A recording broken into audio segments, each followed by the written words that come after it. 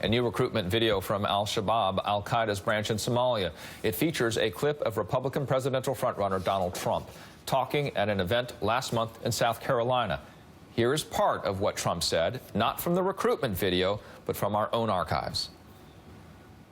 Donald J. Trump is calling for a total and complete shutdown of Muslims entering the United States until our country's representatives can figure out what the hell is going on.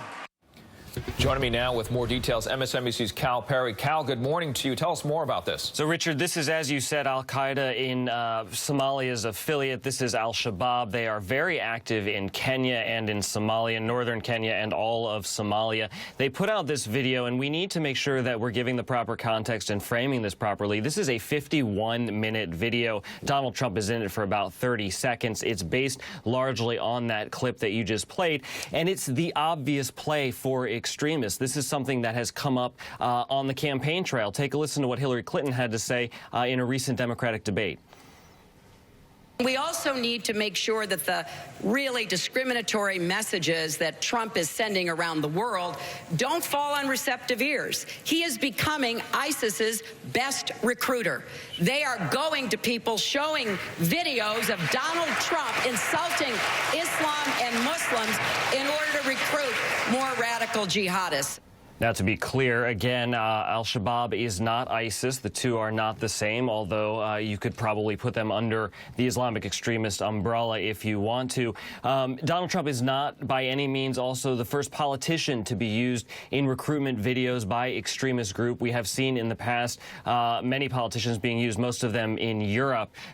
So this is sort of, again, the obvious play. And I think, Richard, it's something we can probably expect more of. We haven't seen a slickly produced ISIS video yet, but they're a savvy media organization in many ways now, and we know they have a video library. We see rehashed video of Times Square, for example, almost on a replay whenever there are attacks around the world. So we should not be surprised if we do see more of these type videos. MSNBC's Cal Perry. Cal, thank you this morning for that report.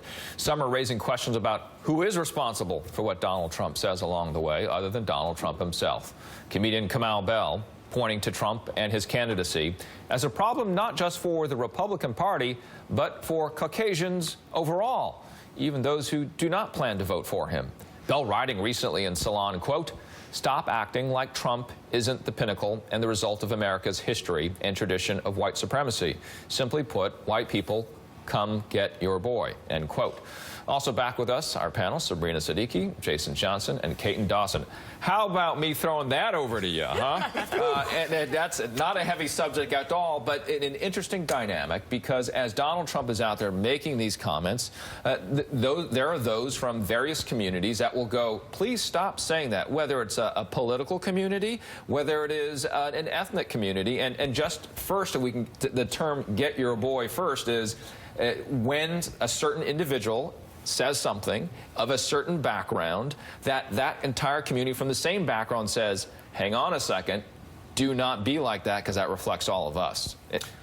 Look, it's true. And in proper colloquialism, it's "come get your boy." Yep. and that's, look, and we can say this about Donald Trump. We can say this about a lot of politicians over the last couple of years. And I have been saying this for a very, very long time, that much of what we have to acknowledge in America is that white supremacy has always been a white people problem. It's not a black people problem. We've dealt with it for eons. Okay, we're used to it. We have survived regardless.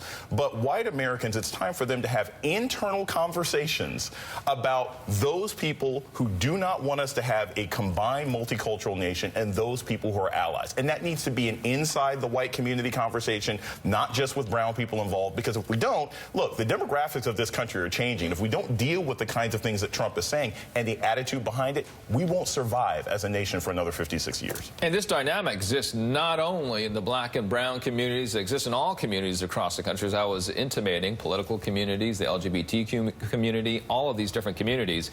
And some might say when they see Trump, is it all of America saying, hey, this isn't us, or all of America, come get your boy? It's interesting. Trump says so many disqualifying things for any other politician that would just have annihilated them right off the bat. He's changed the whole primary. He's changed the whole process, and he gets away with it. Now, the question is he going to be successful getting away with it and putting the divides up instead of the unifying factors of America? We'll see. I mean, there's an anger at Washington that he has channeled. Well, that is the vote he's I'm going to get to you in a second here, Sabrina, but Caton, don't you feel as a Republican, and he's a Republican, registered Republican, that come get your boy?